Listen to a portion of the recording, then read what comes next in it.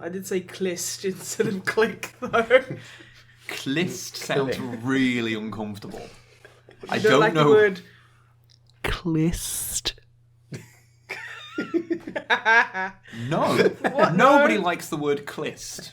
Well, it's a new word, and it's like it means clicking, but a little bit different. Lustfully clicking. Yes, it's like a thirsty click. The clist.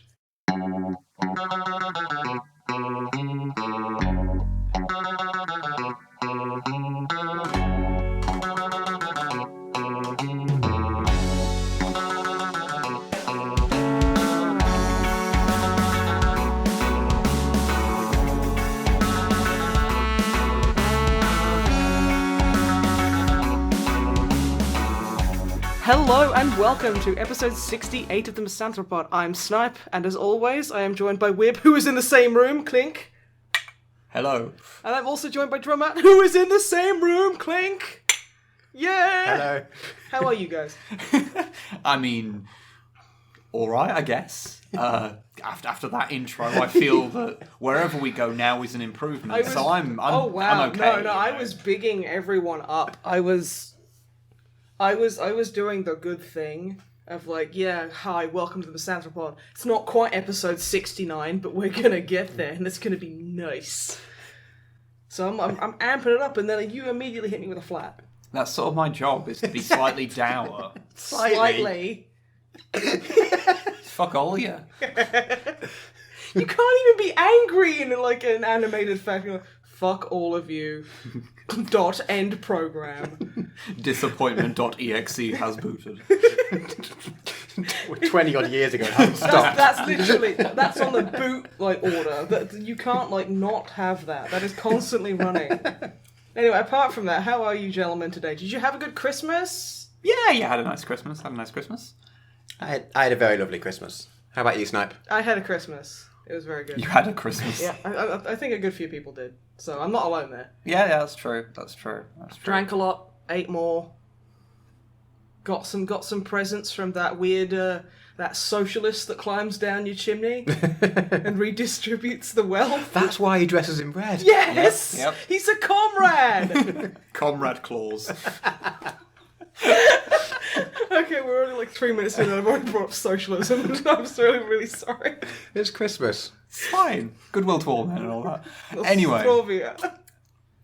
you should probably start off with a little bit of a note, because if people haven't seen it, and if you haven't, please do.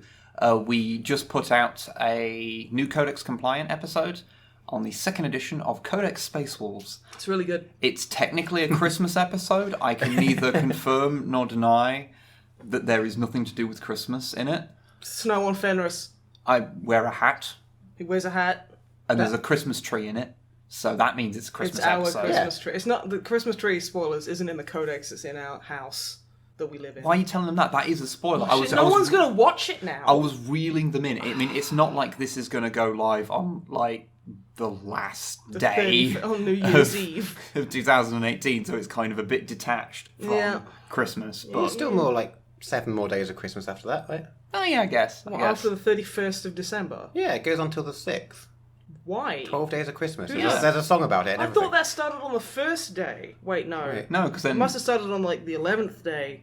No, wait, the 13th day. I just thought it was some arbitrary nonsense. I didn't know. Well, that I mean, it was yes, Christmas. it's arbitrary nonsense. Well, I mean, yeah, but I mean excessively arbitrary nonsense. So it's like, oh yeah, just start the 12th day of Christmas on the 5th. That's dumb. That's like October. It's like, you can't do everything on the first fucking day. That's dumb. That's just literally there so that people don't have to take down their Christmas trees. yeah, basically. Yeah. Wow. That's how you know when you're supposed to take them down. It's because of the 12 days of Christmas. Really? Yeah, that's you why. guys are making this up. I've never heard that before. Admittedly, we've not really ever put up a Christmas tree. Well, we have one, and when we're done with it, we'll put it back under the bed. And you can see it if you watch the video to bring Yeah. things back. Exactly. We're not gonna- Exactly. See, that wasn't a tangent. No, it was. Thanks, Drummer Matt, for giving that line so naturally that I gave you. Very good. It's so organic. Not like the Christmas tree. Spoiler alert. Damn it! No one's gonna watch it now. It's not an organic tree, I'm afraid. Anyway, the video is out. Cheer. The video is out. If you're into that sort of thing, go watch it. If you'd like to see outtakes from it, we uploaded a video of outtakes, But you have to be a patron of ours to see that. Nudge, nudge, wink, wink. We're starving. You get the link through patreon.com/snipeandweb. But yeah, so that went up and that's done quite well. Yeah, that was a lot of fun making and recording, and well, the whole thing was pretty fun actually. Yeah. And it's been a little while since we last did a podcast because we, due to illness, had to miss one. Yeah, we couldn't talk properly, so like it wouldn't have been very nice. It would have sounded like someone punching a big old box of kitty litter. Pardon me. Yeah, you know people want that. Okay, but like it would have been the bad type of kitty litter. That's not the point to dwell on because we Okay. talked about it last time. Okay. The point to dwell is that, yeah, so we missed another 3 weeks so that we would be able to have Matt here in person. Hi. Yes. So he can physically be here in the room. It probably won't sound any different, but it will sound different because there's drummer Matt in the room with us. So. And you'll know that when I touch him, if you can hear that, you can... No, you gotta go like... Yeah. You gotta strike him so he can feel it. We're actually... Yeah. Like, if the skin is reddening... Wait, no, that sounds really... You know what?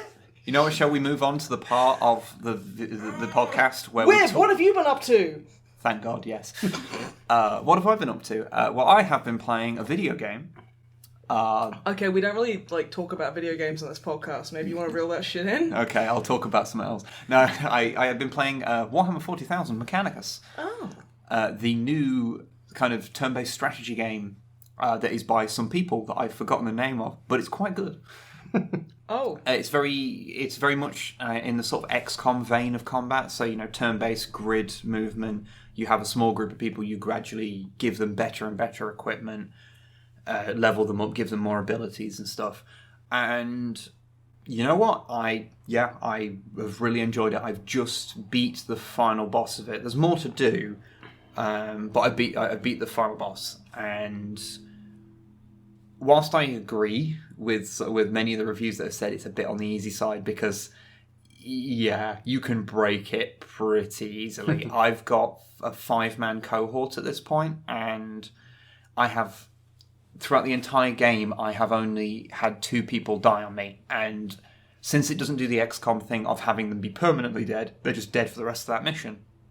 It's like, whatever. I beat the thing after that, so I've got them back. It just meant I think you have like a penalty to how much resources you gain. But yeah, really liked it. I mentioned it. I think we mentioned it last podcast, maybe, because we just played it then. But having played a lot more of it, I'm really enjoying its like theming and stuff because it doesn't feel as generic as all the other 40k stuff. Like it has its own music and aesthetic ideas that they don't feel like they're just out of the big box of 40k cliches. And yeah, like there are, like I say, there's criticisms about it being too easy, which yeah, I've gone through the game with very little issue. That's okay for me because I'm not very good at those games, and I find the XCOM style of everyone dies and they die permanently to be unnecessarily stressful to me. I remember you were talking about basically comparing that mechanic to Darkest Dungeon. Oh yeah, Darkest Dungeon's bad for that. I mean, like, I loved Darkest Dungeon. I thought it was amazing. But there is a point where you get to where you just get raids. You get raided. And I lost like an entire party, and I just literally haven't played it since because I was like, this is the most painfully unfun bullshit. Yeah, I did not like that. I mean, some people part. might really like that, and obviously some people do, but I just think that's like, I've put like 20 hours into these characters, or I put lots of time and energy and love into these characters, and I get that it's supposed to be a hard game, but this is just so unfun. Honestly, I did that with the first. I still haven't played the second XCOM, but with the first one, the difficulty level was nice and I was enjoying it. It was challenging but doable. And then I just hit one mission which was I just found completely impossible. And then it just put me off playing the whole thing. So I don't think I've really played it since. Yeah, I think that's... So I'd rather it was too easy than suddenly hit a wall hard. Yeah. I think it depends on like what you're after from those games. Like for me, I was playing this a lot. It was. I think we've mentioned it before. The concept of the podcast game that you play while you're listening to podcasts or doing things in the background, but you just want to play a game whilst you're doing it. And that's what I've been playing this. I've been playing this whilst catching up on podcasts or videos and things that I don't need to look at all the time. And yeah, I've been really enjoying it on that kind of basis. And I mean, it is a little limited because it's only Necrons as enemies and there's only so many of them. So there's a fairly limited thing. And the levels that you play in, there's only so much that they can do different because it's all the same kind of tile set. But as the first outing for like a new attempt at trying to do one of these style games, I mean, there was Death Watch before, which was a similar type of thing, but vastly worse. So to see this, it's been good. It's good, and I have enjoyed it a lot. I can definitely recommend it. It's taken me about 20 hours to get to beat the final boss, so it's not like it's super short. Because lots of people were saying that it costs too much. Because I think it's like £35. Ooh. I can't remember offhand because we bought it on launch and then couldn't do anything with it for a little while because we were too ill. But I personally got my money's worth out of it. And that's not counting the fact we made a video on it, so ad revenue makes that whole concept a little bit more nebulous. But you know, I've got my money's worth out of it. I've thoroughly enjoyed it. Just go into it knowing that you're not going to get like an XCOM style challenge, and there is a lot more. It's a bit more dialogue heavy because there's a whole choose your own adventure style thing in it, which is kind of interesting. When you go through each area, you have to like pick a way to go. Things to do in each area, and you go around this huge maze-like thing, and in each room there'll be something for you to do. Where it's like, oh, you found corpses of some of your allies. Do you give the body proper funeral rites, burn it in case it has been... it was a quick way of like disposing of it with dignity, or just leave it. And each one has a repercussion, whether it will be you've gained initiative, or the Necrons are now aware of you, or you'll find some items that you can then use. Like, there's always something, and it could be good, it could be bad. Oh, that's really cool. I like that. It's like, I think you might quite like it. And yes, being easy, it's quite forgiving as well. So you can experiment with things and it not completely tank your party. Plus you can save whenever, so even if you do want to make it harder for yourself by not using as many people... You can save scum as heck. You can save scum like fuck, yeah. Nice. So you could play like an Iron Man mode and just have like one tech priest, I guess. I don't know if I'd do that, but you could do it. So yeah, good. I enjoyed it. Other thing to talk about, which is also 40k related, is...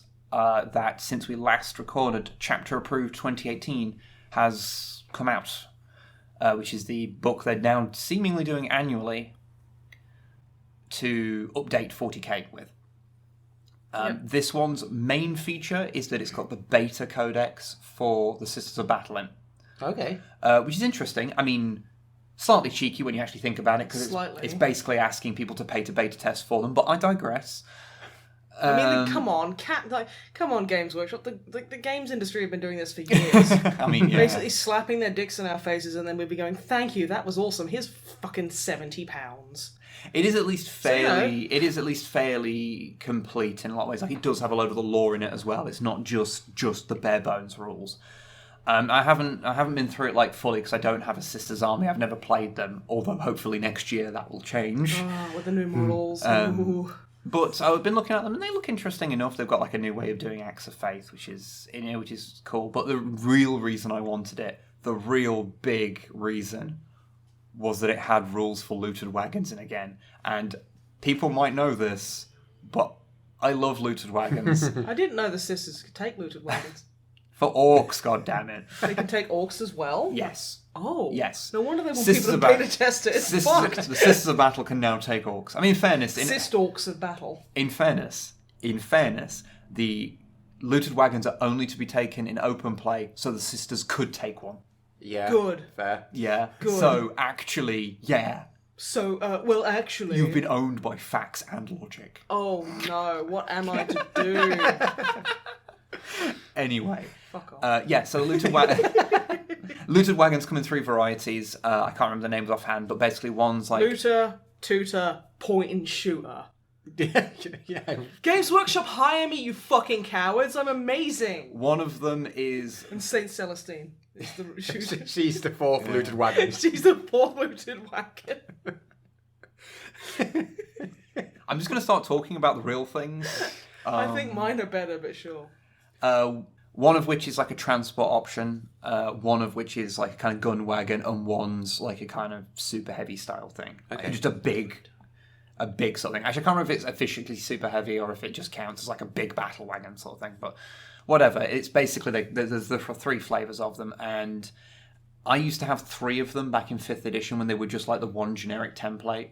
I had a transport one and 2 boom wagon ones, and though the boom wagon ones, the thing that they would fit into, I made mine out of land speeders, which were a little small, but people liked them, so I got away with it.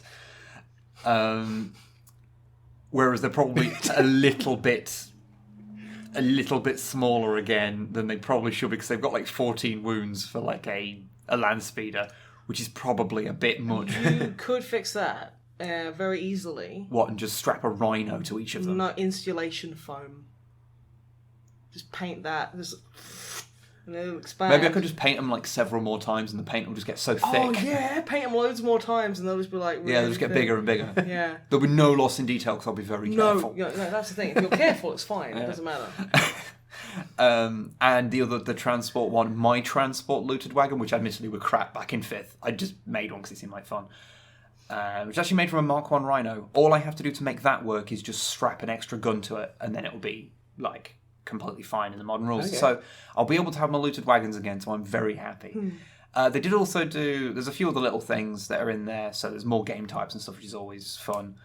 The other, one of the other big things is there was like a character creation thing, which is to take your like commander characters, like your captains and lieutenants and stuff, and give them traits that you can either randomly roll for, or just to make them be more have them be more characterful. Yeah. Like, so they might be like a veteran who's done a lot of close combat, so they'll be able to re-roll close combat things, or if they're like night fighting or whatever, they can see in less distance, things like that. Or there's loads of different things like that which are cool.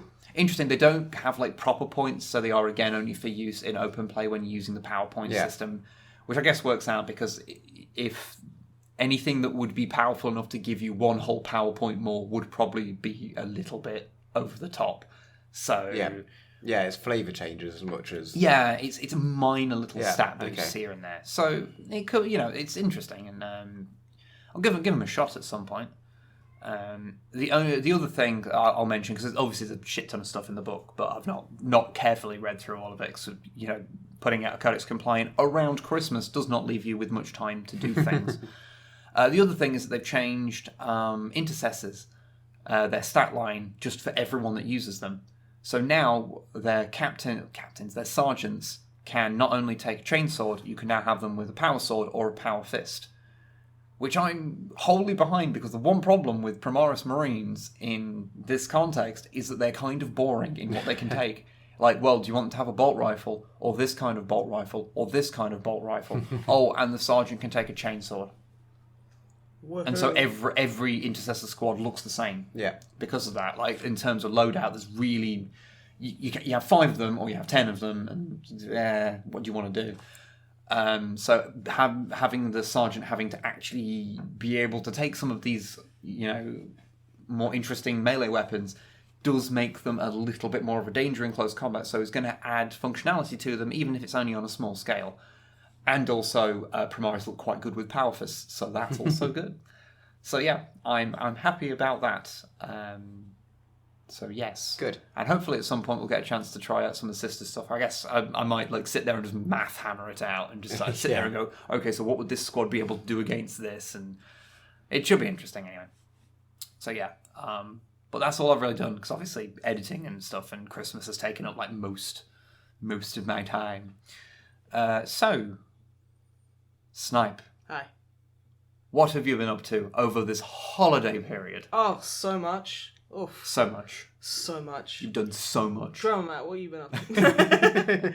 No, I've only managed to play a couple of new games. There's one that I can think of. But yeah, I'll start off with the beginning. Watched an anime called Erased. I think I spoke about the live action one I was watching, the live action version of Erased that I was watching about on the podcast before, and I got really fed up with it because it just went a bit shitty. And I was like, and then I didn't realise that was based off an anime, so I went and watched the anime, and it was so much better. Because they changed around a bunch of characters and been like, oh, this person's a murderer instead of this person who is obviously the murderer. And Did the anime come first? Or was it like, well, they were like, say, both based on a manga and the live action came first for some reason? Or I'm pretty sure the way it goes is it's usually manga, anime, live action. Oh, yeah, adaptation. And hang on, you're suggesting that the live action version is worse than the anime? I am. This Matt. is quite shocking. I know. Just hold on to your butts, okay? Dragon Ball Evolution was like the masterpiece of the year. That's why they called it Evolution. It was the pinnacle of evolution. It was the best Dragon Ball Z product that was ever created. Yeah, exactly. Sorry, Dragon Ball Z. I forgot myself there. I said that in a Discord, like with a guild I used to be in, and it was just like a moment of silence, and then every person started talking, and I was just sitting there going, "Good." It was awesome. But the question I was asking was not just why I got kicked out of the guild. Is this the normal order of things? It is. Was this one done in the normal order? I don't know. I would assume it was, but I don't know offhand. But yeah, the live action one had created new kind of plot strings that I honestly don't think the story needed, and like it was like, oh yeah, but this character who's like this person who helps out, that's this guy, and it's like, why though? Also, it had some of the worst fake facial hair I have ever seen. Have you ever? Oh, it was bad. Have you ever seen? It literally looked like a strip of like, you know that fake like kids crafting fur you can get. It looked like the guy just glued a strip of that to his chin. It was terrible. One day I will show you an episode of original series Star Trek. I can't remember what it's called offhand, but it's like a weird time travel story, and there's a guy in it who has astroturf for a beard. He's got the worst fake facial hair that's ever been seen. I think it was because it was actually like made for someone else. Ooh. Another actor was supposed to do the role, and he just didn't show up. Because he saw the beard. So they had to quickly cast someone else, so I presume it was probably made for someone else, and they changed it like 3 times throughout the episode, and it's like 3 different awful beards. Fascinating. Yeah, but this was made like in 2016, I think, so it has no excuse from being Star Trek, the original series. Yeah. But yeah, no, live action version, not great, but yeah, the actual, the anime, it's very good. I watched the whole thing. It has a satisfying ending. It's, to give you a brief rundown, if I haven't already, in a previous podcast, it's about a guy who's like a 29-year-old manga artist who is just working. He's got no inspiration, and he's working as a pizza delivery boy, and he's like driving along in his little pizza scooter. He's driving past, and it stops, and then like time rewinds like 10, 15 seconds, and he's like, okay, what's changed? And he's like, basically he narrates that every now and again in his life, he'll be like walking through, like, or he'll be doing something, and then suddenly time will rewind for him. And he will have to look at what's different, what's wrong, because something bad is really going to happen. So, like, not really massive spoilers, but it's like in the first, like, 10 minutes. So he looks around and he notices that a truck he passes, the guy's, like, unconscious at the wheel.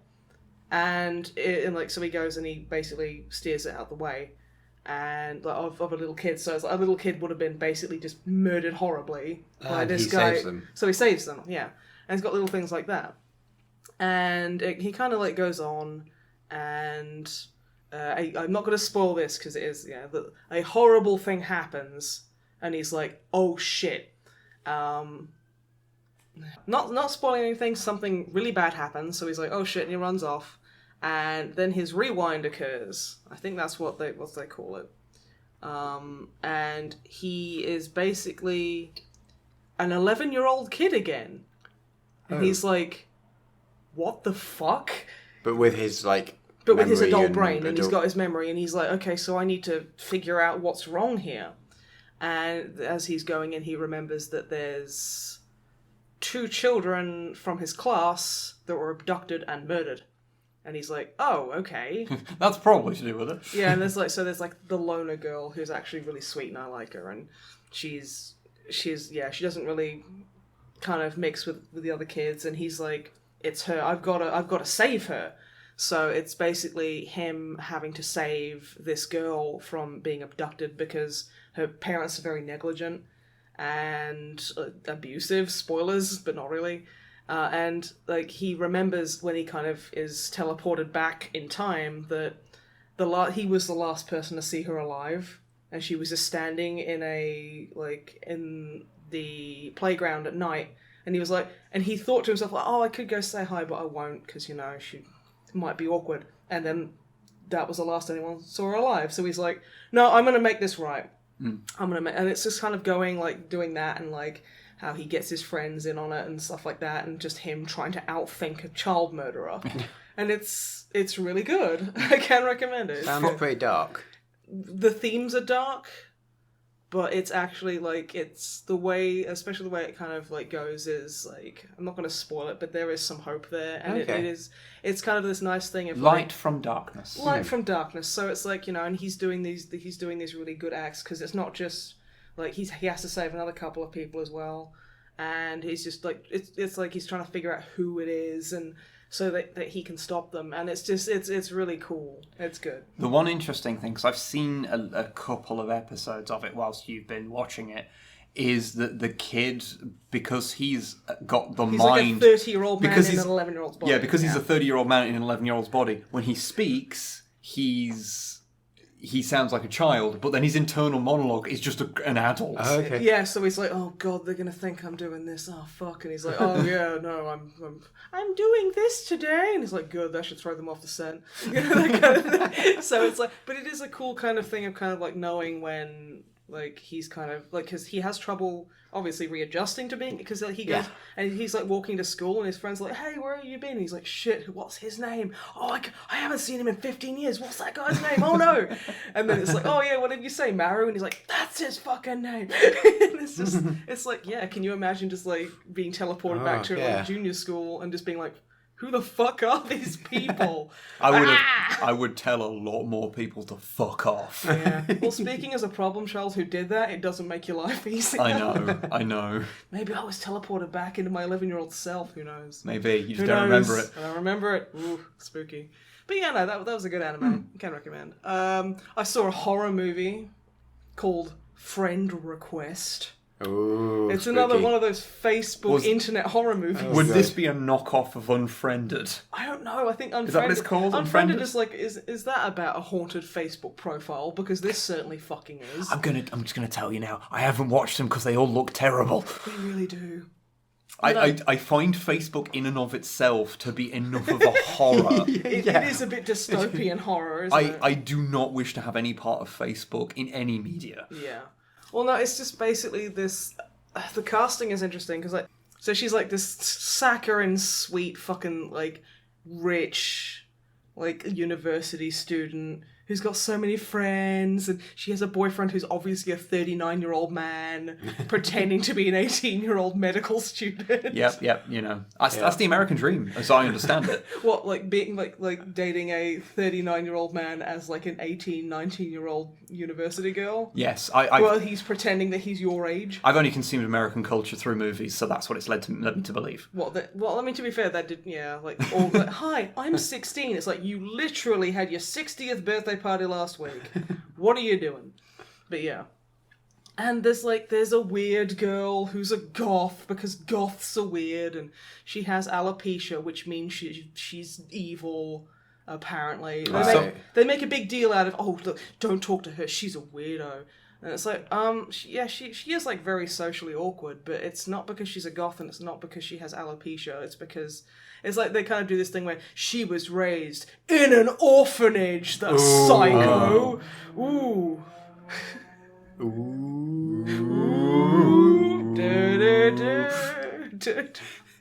Anyway. But yeah, so she was raised in an orphanage, so she's obviously a lunatic. Oh, obviously. Yeah, obviously. Someone who went to an orphanage and has a medical ailment, they might as well just start murdering people now, because honestly, that's their future. It's not if, it's when. Yeah. Ugh. But yeah, so immediately I was like, okay, not a fan. And like this girl, she's like super into the main character.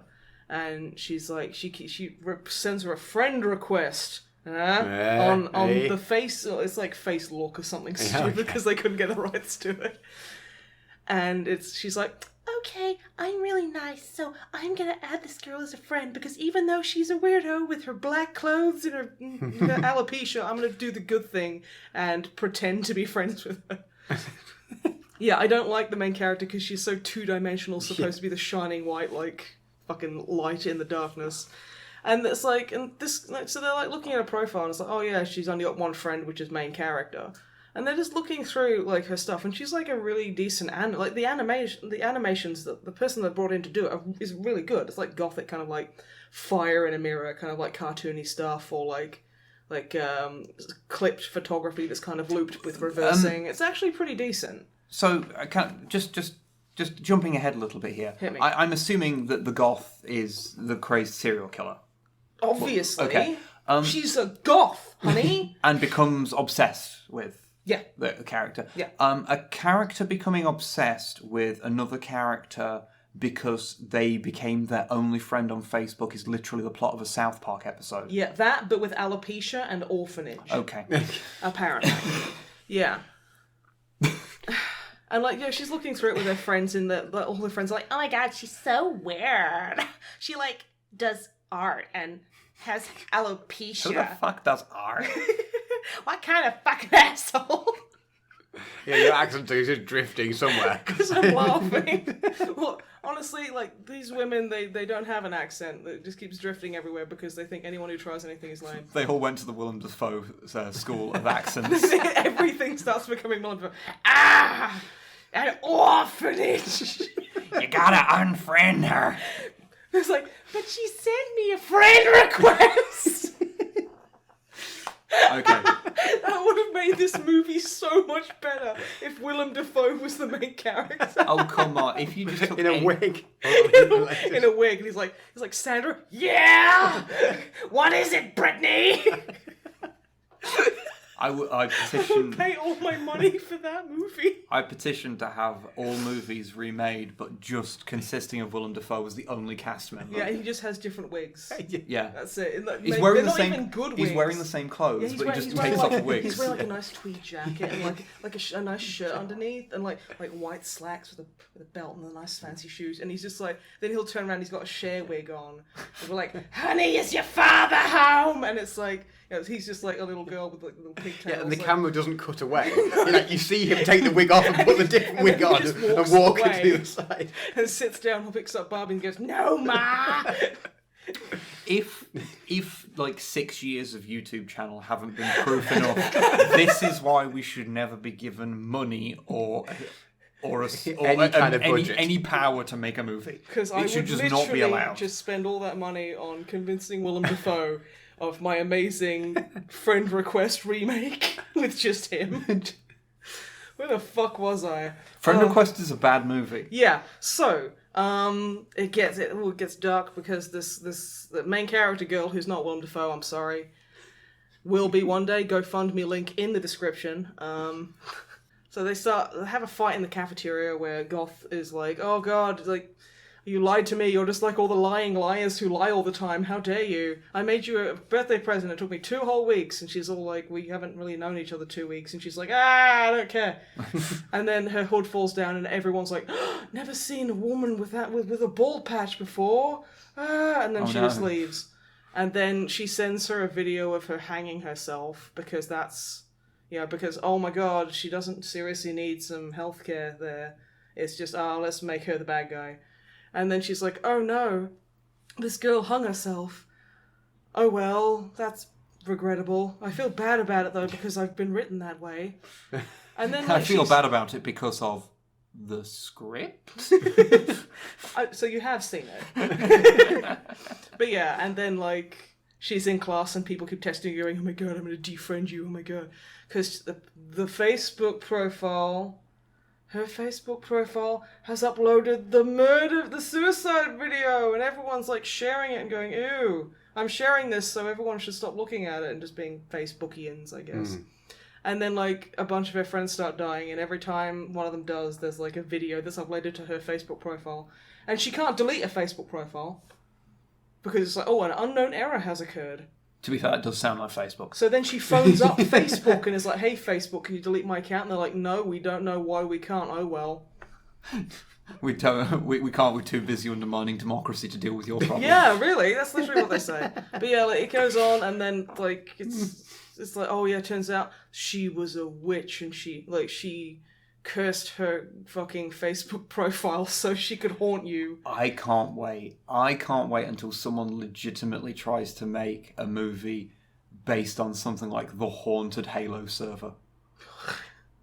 I want the haunted YouTube video that is like, oh yeah, but I subbed to this channel that was doing Minecraft videos, but then it started doing Fortnite videos, and I tried to unsubscribe, but then when I did, someone killed me, and now I'm stuck in the Fortnite server. See, I'm merging all of them. See? Facebook video, Yeah. Fortnite. Yeah. And it's like, can you imagine just someone sitting there at a computer with the classic, like, 3/4 shot, where there's the person's eye staring at the computer, illuminated by the screen, and in the doorway, in their blackened room, the light from the hallway shows a figure standing in the doorframe that the viewer can see, but the person who's looking at the screen can't, and it's just flossing like a motherfucker. You see, I knew that was where you were going, but I wanted to let you get there on your own. It's Willem Dafoe. At the screen, and he stands up, moves to the doorway, puts on a wig and starts flossing. I'm just going to say, I think the description of this movie takes you to some weird places. So I had to create my own entertainment because it was so terrible. Sure. Okay. What else? So would you recommend it? No. Okay. I'd recommend any movie with Willem Dafoe in it. Well, most of them. Okay, Spider-Man. Yeah. Are you having trouble remembering another movie with Willem Dafoe in it? Well, he's in like that other one where he gets his wee-wee nailed to a plank of wood. Antichrist. Where he yeah. gets his dick smashed, He yeah. gets his wee-wee miseried. Yeah, that's a Lars von Trier one, so that's not a good Yeah, time. no, I Okay. wouldn't recommend that one just on that alone. But yeah, on to better things. I've been reading a manga called Promised Neverland. Yes? Yeah, that's actually really good. I saw an artist I follow posted a screen cap of it and was like, this part gave me chills, and I was like, ooh, I want chills. So it's kind of like it's not Are really... they multiplying? I was going to ask that. I was like, no, that's too shit. Wow! I've just accepted it, you know? Like, Sorry. So were you going to say that? Yeah, but then I realised I look like a fucking moron. Okay, right, fine. dignity is for people who don't have YouTube channels. Okay, that's fine. I'll wait until that fucking thing goes. Sorry. That's okay, that was awesome. Doing a bit, it's okay. But yeah. So I was like, I went and I had a read of it, and it's about, I don't really want to spoil kind of too much about it, because that's the thing. So it's about a bunch of kids in like an orphanage who's kind of being handled by one lady called Mama, and she's like, it's this really lovely environment. Are they all murderers? No, Because it's an orphanage. That's shit, that's, you're right. They're Well, probably all murderers. well, okay, yeah. Are you suggesting that Promised Neverland is part of the Friend Request cinematic universe? It's the manga-verse.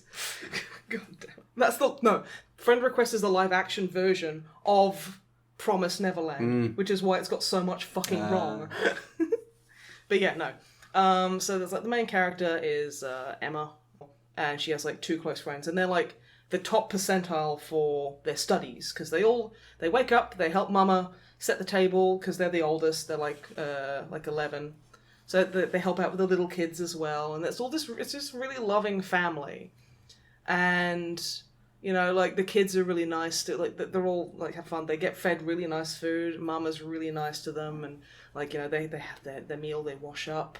And then they go and they do their tests, which is literally just, like, this weird kind of multiple choice thing, or, like, where they get tested every day. And then, her and her two mates are always in the top 3. They're, like, the brightest stars, and, like, they're, like, all the other kids are, like, super proud. They're like, yeah!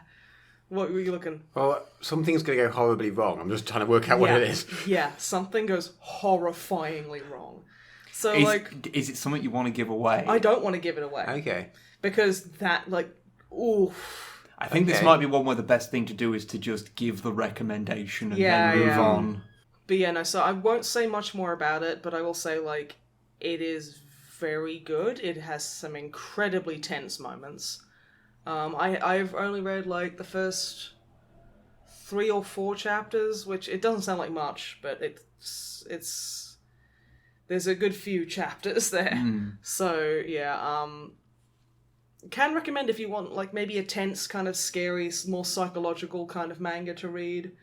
Because, yeah, spoiler alert, something does go pretty fucking horribly wrong. And it kind of flips everything around, and you're like, oh, fuck. And then you kind of look back and go, oh, okay, there were elements. Recontextualize earlier scenes. Yeah, so, yeah, no, definitely can recommend that. I have been playing, also, Immortal Redneck. Oh, yes. Yeah, which is an FPS roguelike, where you're a redneck mummy powering through, like... Pyramids. What? I don't get it either. It Why should have just been called Bubba Hotep. Why are you a redneck? I don't know. You're just like a mummy, and you've got like a plaid shirt, overalls, and like a trucker cap. Okay. And also, like, I will say one thing that really bugs me is like the quips. Oh, they're bad. They are so unfunny. Like, there's a power-up you can get which will occasionally turn an enemy into a chicken, which I like very much, because chickens are very good. And not every time, but almost every time you do that, he goes, oh, what's wrong, McFly, you chicken? It's just like, oh, kill me. And I don't think the quips are funny. Yeah, so I'd I just turn off the voice volume. I'd like to offer a little clarification, because I remember someone in the comments, I think they thought that when we turned the voices off, that was because we find the like American Southern accent to be annoying. God, no, it's just they're really not funny, and they literally have one voice line for like, so like that's the only chicken voice line. And it's like, oh, I'm so sick of fucking hearing it, and it's so over the top and unfunny. They just, that's the thing. It's not about the voice per se. It's that what he says isn't funny, because humour is subjective. Yes, and it is my subjective opinion that it is objectively terrible. Yes, Oof. but the game's good. The game is pretty good. It has a couple of like really shitty kind of because we played it for a video, and we played it on stream, and it does have Twitch integration, which I think more games should have, because it's fantastic.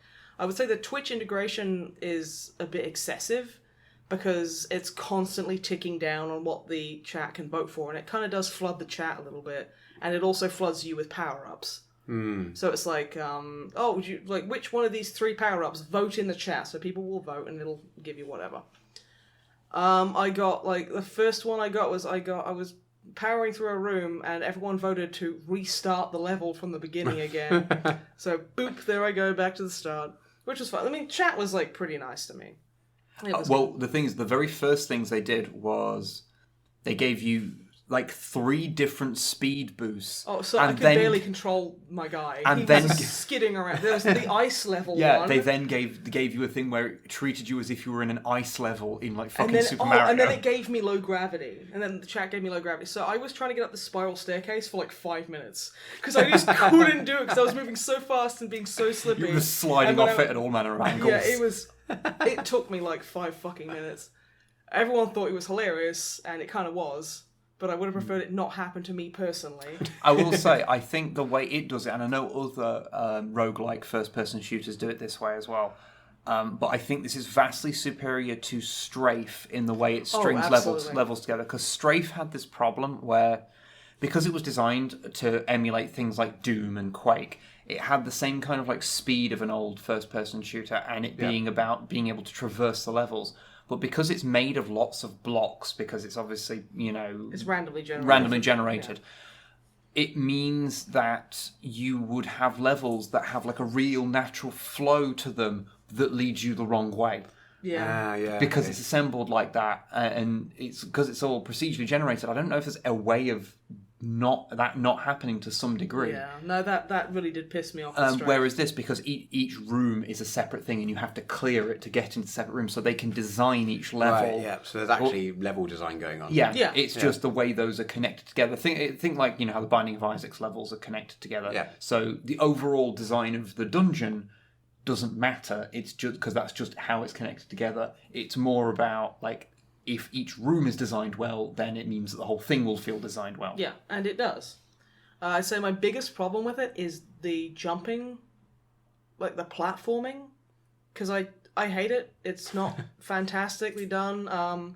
There's like a couple of rooms where you have to jump down and then jump up because you ledge grab.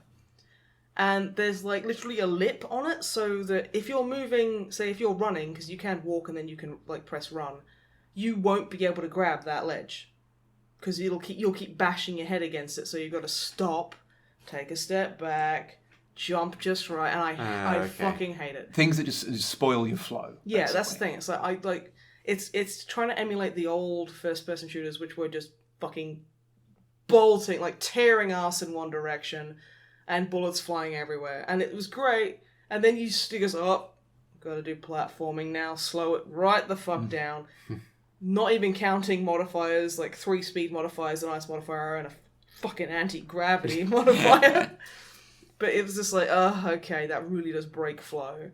You unlock basically it's the same roguelike kind of stuff. You unlock stuff. When you die, you kind of come back with all your money. Okay, yep. And you kind of go into the hub where you can buy upgrades to health or unlock new characters or improve those characters. And like all the different characters you can unlock have like a different different loadout of weapons, and they have a different like special ability. So one of them can like heal, one of them can like be invincible for a couple of seconds, and one of them can like fire an owl arrow and like stuff like that. Just fire an owl. It's cool. It's weird. It's fine.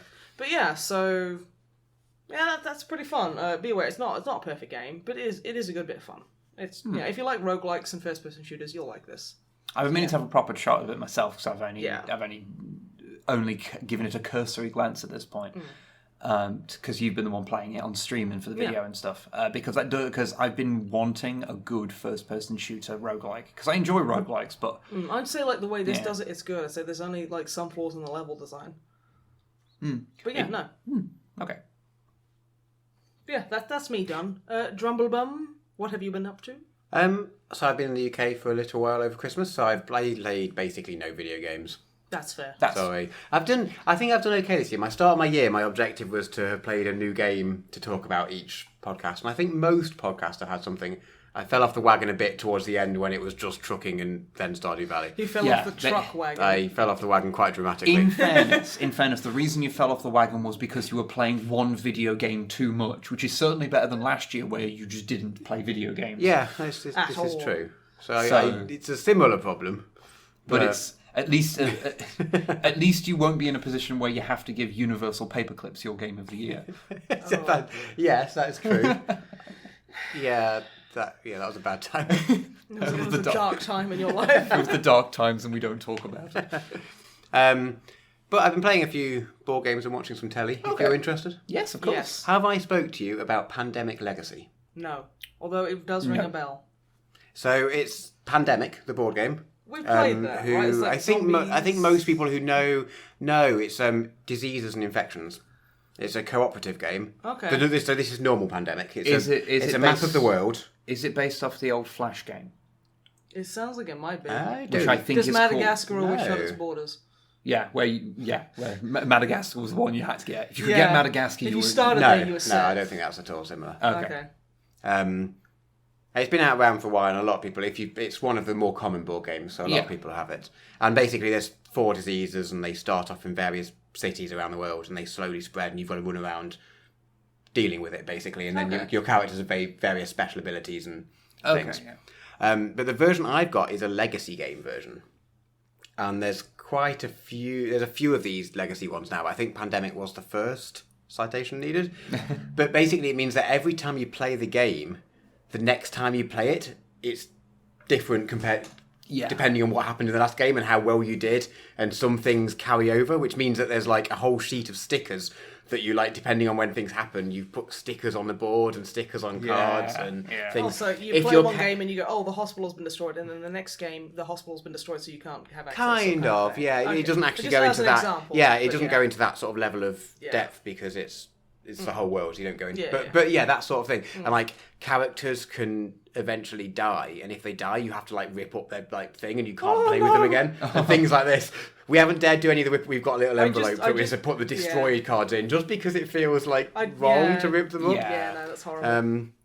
But yeah, it's good, and there's a whole bunch of like big cards that they're like the advent calendars, but the ones that don't have chocolate in, the ones that you just peel open a door and they've got like a message or something. There's a whole bunch of things like that which you can, if a certain thing happens, you have to open door number 16 or whatever, and then it says, okay, this is now changed. This is a new game rule. And there's we haven't opened any of these yet, but there's 8 boxes in the game box. So the actual game that you play only takes up about half the box, and there's a bunch of boxes with openable lids on, and when various things happen, which we don't know what they are yet, we're going to have to open box this one. And I know because you can shake the box, when you move the box around, after you've got all the game pieces, you can still hear game pieces. So there's we have no idea what's going to happen. Nice. But really it's so cool, and it's so edgy because you're I don't mean edgy as in edgy. Yeah, I mean edgy as in you're just on edge the whole time because it's just oh, but if this goes wrong, this person might. God. Yeah. Honestly, that sounds terrifying. And obviously things like this has happened in computer games for a while, where what you do on one run affects the next one. But I think these legacy games in a board game is. If you say something bad to someone in Mass Effect, it doesn't order you to smash the disc with a hammer. No, true. No, the destroy thing is a little bit it's bad enough putting stickers on things. We did it when we played the very first time we played it. It does say in the rules, just have a few, because you can play it just as the normal Pandemic. And actually, to be fair, each time you do play it, it is enough of a different game. You can play it with different people. So if you've got mates around or whatever, you could play a game with them, and you wouldn't have to you can't just, once you started with a 2-player version, you can't just never play it with anyone else or anything. Although whether I trust anyone else to get involved in, it's if you guys cock up, that means we're ruined for the next however. But you're no, not that game. No, you might last. That one isn't for you. But you can just play it normally and just ignore all the stickers and things. So we did play it first and then lost, and we're can we just say that that's a practice game? So just carefully, we had only stuck one sticker onto. We'll just carefully peel that off. That was just. It says in the rules. It says in the rules, have a few practice games first, just to get into the swing of it. But it says if you haven't played before, and we have played it before, but years ago. So yeah, we hadn't played it for a year or so, and then we were well, we couldn't. The rules did say have a practice game, so that just counts as our practice game. We can go have a bit of a do-over. But yeah, exactly. But we haven't done since. And basically, you play it you have a January mission, and you play it in January. If you lose, you get one attempt of redoing the mission. Yeah. Oh, good. It's nice that there's at least a bit of a safety. So it does mean that it's a weird one in that the maximum. If you lose the first game of the month and then win the replay every month, the maximum time you'll ever, in theory, play the game is 24 times, and then the game's over. Which is a weird concept for a board game. Yeah. And you can always play it as if you can just ignore all the stickers and play it as a normal game. So it's really not that different. You see, I've been looking at the Betrayal at House on the Hill Legacy version, which has a different way of going about it, because it does the same kind of things where, the thing changes, you have the stickers and you change things over. The way it works is that your characters are supposed to be the descendants of them each time you go around. Cool. So it's every generation. Okay. And it basically says, so you go through it, there's obviously a load of new haunts that are I think all the haunts are new to this one. Okay. And at the end, it says basically once you've done it and you've used all the things you can and it's changed, then at the end, it's just Betrayal, but it's your own unique version of Betrayal. Okay. So that's cool.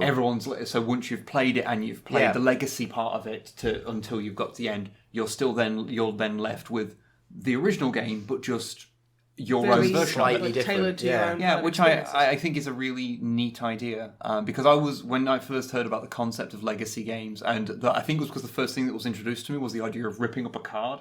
Which that was the thing that made me go, I don't know how I feel about that. Yeah, I know. We haven't had it, because to have someone die, you have to if your character is in a city where a bad thing happens, they get a wound or scar or something, and then they can only have 2 or 3 scars, and then they do.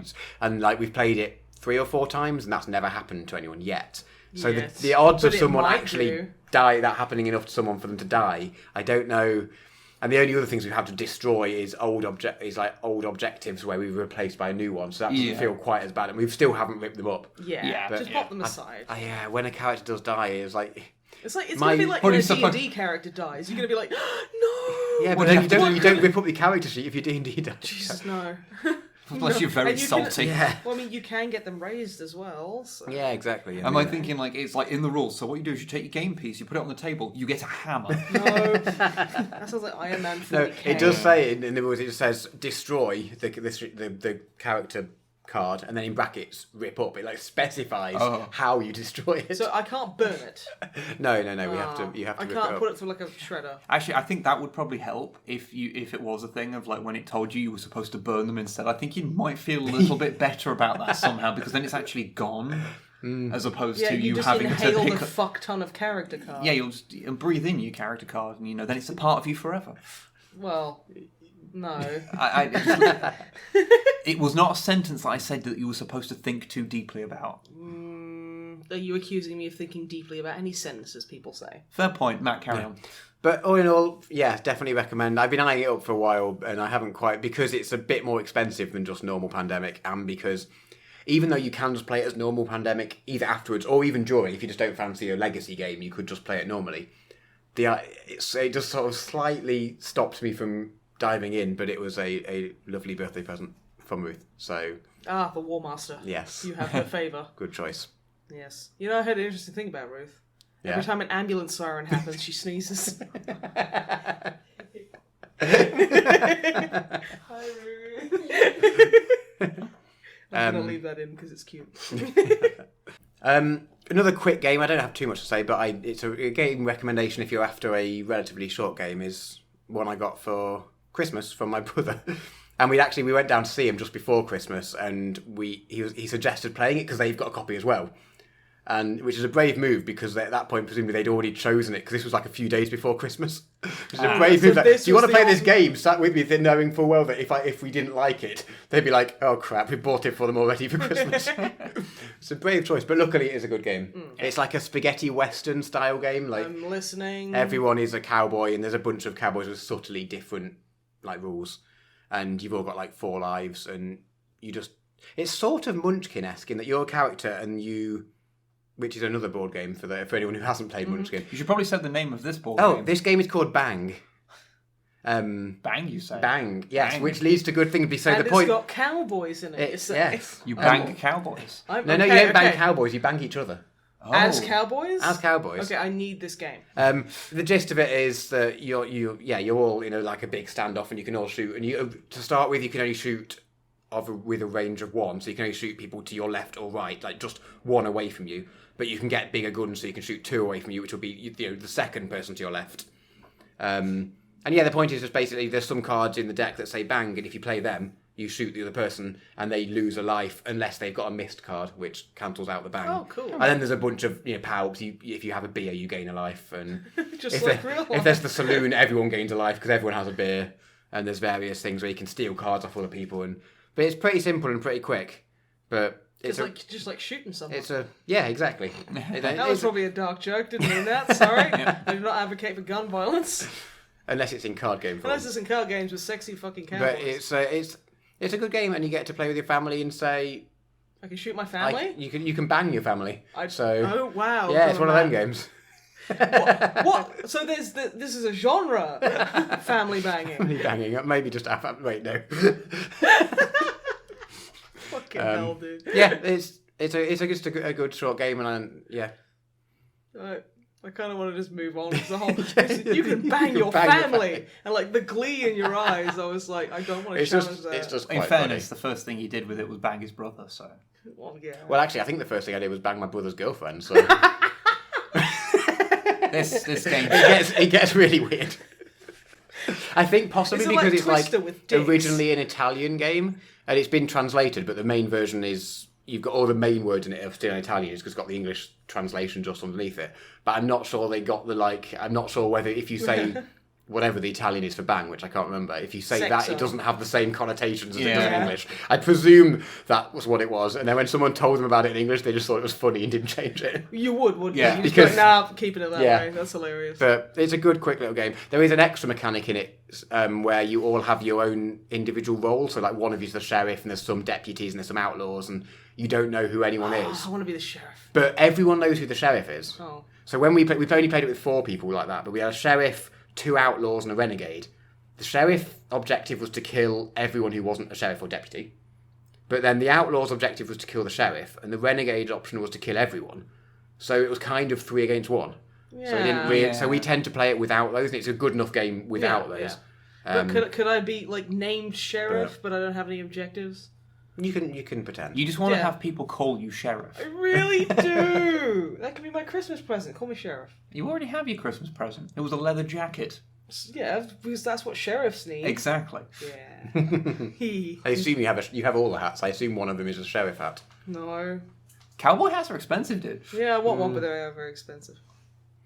I Um, got some plastic ones in the mail, but you're literally currently wearing a cowboy hat. Thank you, Ruth. Call me sheriff. I'm plastic sheriff. Pleriff. I'm a player. You're the sheriff of that one Primus video. Yes.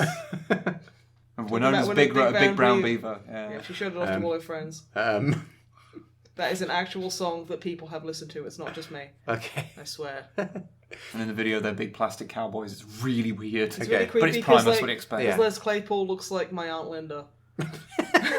With all these weird prosthetics on his face. I'm like, shit, that looks just like my auntie. All right, moving on. Last thing I'm going to talk about is a Netflix series Okay. called Maniac. Have you seen? We watched I it know because of the basically song. every time we went on Netflix, it was like, hey, have you watched this yet? Hey. And we're like, Yeah. you know what? So we just watch it so Netflix stops pestering us It about did it. that to me with friend request. I think I Oh yeah, you lost. I lost. I lost the lottery. So Maniac, they call it a mini series, and it's 10 episodes, so it's longer than like all British series. It's a mini American So series. I refuse to believe it's a mini series. No, it's just casting shade at the British way of doing things. Yeah. If it's longer than 6 episodes, it's too long. But it's quite good. I'd recommend watching it mostly because why can you make your hat dance?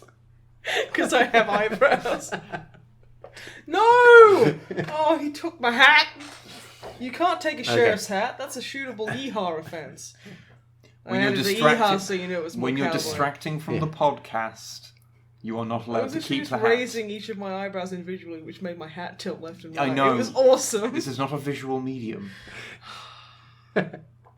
Which means you just have to upload a video to your channel of you just dancing. At this point in the podcast, I need you to play this video. Okay, just pause that. Whatever you're doing, go onto YouTube. Oh, Go wait. on to youtube.com/watch Watch equals H question mark 37 lowercase j XYV 314 5 8 765 Y 2. I'm glad that it was that long because then that's not a real it one. won't be a real one now. That's why I made it longer. Because I'm horrified to know what that would have been if it was a real Oh, it's one. gonna be like, Probably nothing. I There is watched- way more combinations of letters, numbers, and YouTube things than there will ever be videos. Yeah, this Well, is true. yes. Yeah. Anyway, moving on. Yes. Just to get back on vague point. I can still wiggle my eyebrows. Maniac is a thriller, Noun? I guess you'd call it. It has Jonah Hill, who are usually of that sort of comedies. Yeah. Who's he usually with? I can't even think. He's quite often in American comedy films. And Emma Stone, who's Okay. another film actor. So it's Yeah. quite. So we were like, okay, well, he's got 2 like film actors in this TV series, so it's probably going to be quite good, or at least well made. Yeah. And it is those things, but I'll get on. There's an interesting point with that, which I'll get on after I've explained what it is. It's set in like an alternate 80s, Cool. maybe late 70s. So the fashion's kind of 70s, 80s-y. Oh, wait, is this the one where they're all Sankin psychopaths and they're all kind of sitting there in grey jumpsuits? Oh, you're half right. They're all in like the jumpsuits. They're all in a drug trial. That's the one. I couldn't quite remember what it was. 'Cause And it's kinda- Netflix suggests some crazy Yeah, shit to me. and it's worth watching. It's a weird one. It's it's so well made and it's got such a high budget and Hollywood actors in it. It's one of those ones where it's just weird enough that if it was just like an indie B-movie type thing, it could be really cool. But because it's made so well and it's so polished and it's got people you recognise in it, there's a weird dissonance between how weird it is and how much of the storyline is kind of not a B movie because it's a TV. Yeah. Can you get B TV series? TVs. TVs, yeah. B movie TVs. Yeah, it kind of feels like if it was made less well with less of a budget, it would be better. As it stands, I recommend it if you have Netflix and you have time. But yeah, it's don't go out of your way to. No, maybe not. I don't know. I don't know. It's interesting, but it could have been more. Yeah. By being less. Yeah. Okay. It's a weird one. Does it feel like one of those things that you see where you watch it and you go, I'm pretty sure that whoever was financing this was just not paying attention to their emails for a while, and that's the only reason this exists? Quite possibly. Like Tron Legacy. It goes off, there's it gets towards, they're in this drug trial and the various drugs do weird things and they kind of have dreams. They go unconscious and have dreams about things. It's meant to rep them. It's meant to be a cure. This drug that they're trialing is meant to replace therapy, so it's meant to make you come to all of the realizations you would. Well, that's the gist of it anyway. Yeah. Obviously it doesn't work because that's not a thing that would work. But they have these various. They get they sleep after they've had a pill, and they have these dreams which are meant to be sort of therapy. And there's weird episodes. It means there's an episode where some of them are just dressed like Lord of the Rings and they're elves, and they're just running around with bows and arrows for an episode. Okay. And there's a 1920s seance gangster episode thing. Seance gangster episode sounds amazing to be fair. There's enough weird episodes and they do enough weird things where it's this could be interesting. Is every other episode a holodeck episode? I was just sort thinking of, that, but not actually. quite. There's enough that it's not quite every other episode. There's 4 or 5 different dream sequence things, but they're whole episode long. But it's not every other episode or so. Okay. Yeah, it's interesting and it's quite hard to explain, but I think it's good. I think it could have been better if they made it worse. Yeah. If that makes any sense whatsoever. That makes sense, don't worry. But it's Netflix, so it's free if you have a Netflix subscription. So if you have Netflix, give it a go. Yeah. Cool. And that's all I've got. Okay. Well, we do have one little thing different to do before we get to the questions. Iron Man 40k. We're not playing Iron Man 40k. Not with my models. My models aren't here, so it has That's to be what with your you models. think. Anyway, because normally at this time of year we'd do an episode where we'd talk about all the games we played that year that came from that year. Now, we haven't done that this time because we haven't played enough games that came out this year.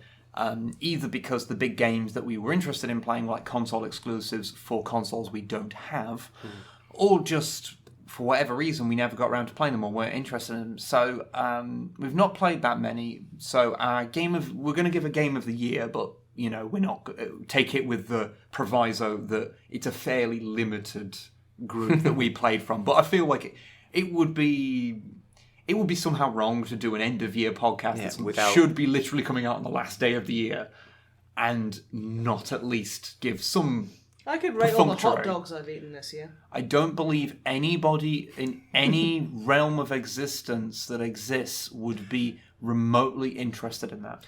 There are subreddits devoted to what hot dog I perceive as my favourite. Well, yes, but... Because the internet is a terrifying place and all tastes are catered for. But I do not believe the people on Reddit are humans that exist within our frame of reference. They cannot be. People aren't like that. Okay, that's fair. Reddit uses some other being from a dark dimension unrelated to our own. But I was using it as an example off the top of my head. But yeah, everyone in the comments tell Wib how wrong he is and how you all want to hear about the most delicious hot dog I ate this year. Okay. And it's a close one. Number 2 will surprise you. It won't. It will not at all. It's a hot dog. It is a Spoiler. hot dog. So I think we should all Ketchup give. We should all on the give. hot dog. You want to shut up? No. You want to shut up? I'm hungry, and I thought of hot dogs, and now I want to eat hot dogs. Stop fucking remixing and telling me to shut up. Fucking weirdo. Fucking video games. I don't give a shit anymore. So, Hot dog. does everyone have a game in mind that they wish to put forth as their I got a game of the year? couple. Got a couple rolling around. Okay. Kind of. Because I just like to give it If it's fucking paper clips again. No, it will be better. It will be better than last year's game, which was arguably not a game. That's true. Yeah, but I know exactly what game it's going to be. Okay, so I'll go first, shall I? Yeah. So I'd like to make a small honourable mentions to Dead Cells because it was just a really fucking good roguelike. Good game, can recommend. Just good, nice and solid. To the bits of Call of Cthulhu that didn't make me aggravatingly furious. Yeah. Did you get through that bit in the I end? never did. It legit angers me at that point that I have not gone back and do it. I will do it at some point. And to Vermintide 2, a game that probably would have been Game of the Year had it not just kind of slowly got Turned into garbage. worse. Yeah. But that's probably the one I played the most of this year. I did play the most of Vermintide 2, and I did thoroughly enjoy it when it came out, even when they started patching it badly, so it started running very poorly. Yeah. And then they had to repatch it, but then it was running up like half between good and how it was running shit. And it was just nice to see my lovely boys and girls again. It was very cool. And it was good, but not yeah. Saltspire. You don't like Salty No, Spire. I don't like Salty Spire. It's not good. So my actual Game of the Year, and I won't speak about it much because I have already spoken about it a lot, because it was a thing I mentioned earlier, was Warhammer 40,000 Mechanicus.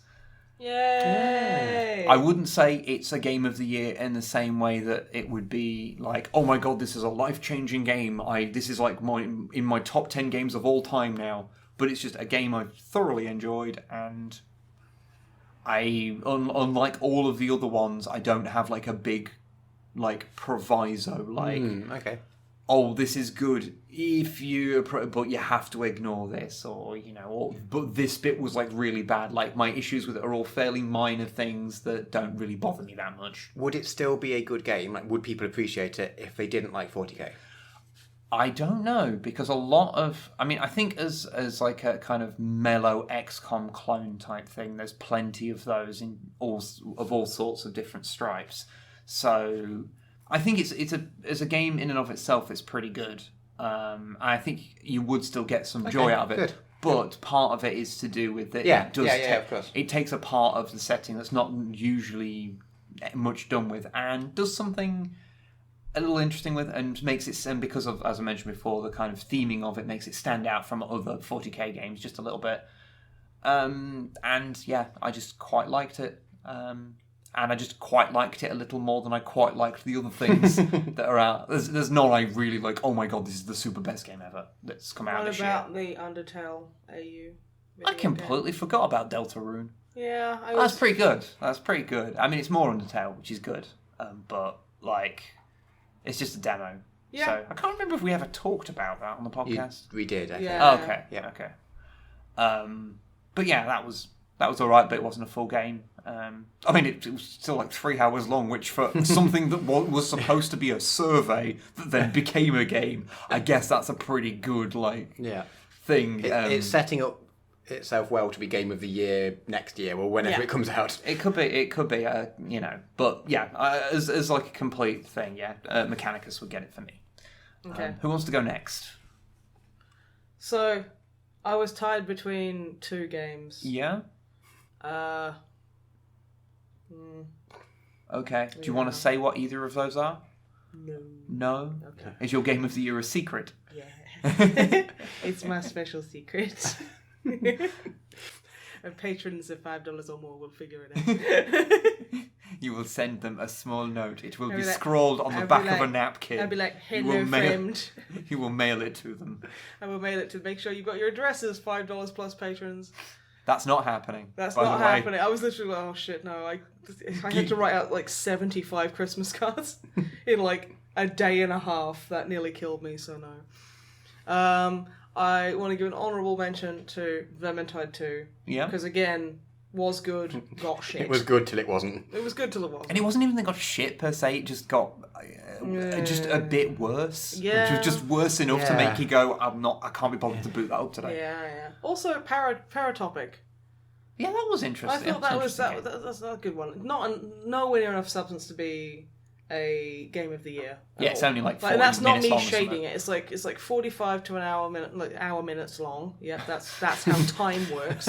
It's And amazing how speech. if you put all of the words in a sentence in the wrong order, the sentence doesn't make sense anymore. I mean, you still got what I meant, so Yeah. yeah, got you there. But no, it was a really fun kind of like spooky, tense, weirdly Lynchian horror story, which was pretty cool. Yeah.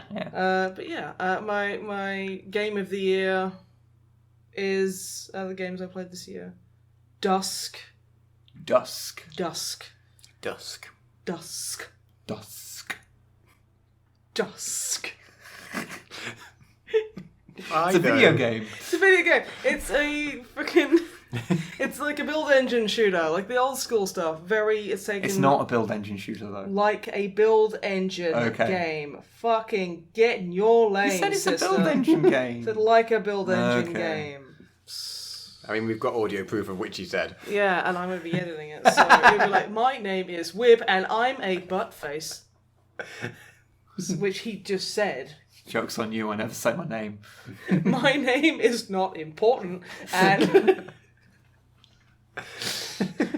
But no, it's flawed, but I do like it. It kind of sells itself as like a return to the old school kind of like build engine games. It's very, very obviously influenced a lot by Quake, Blood, Doom, of course, and there's a lot of Blood-esque kind of elements, which I'm just like... Including one big one that you found out on stream. Yeah, so I fangirled, because I completed this game on stream after it came out of early access, and I was fangirling like a crazy person, because Stephen Waite does a voice in it, who is the voice of Caleb, the main character from the Blood series. Oh, okay. And I was just like, that man is my childhood!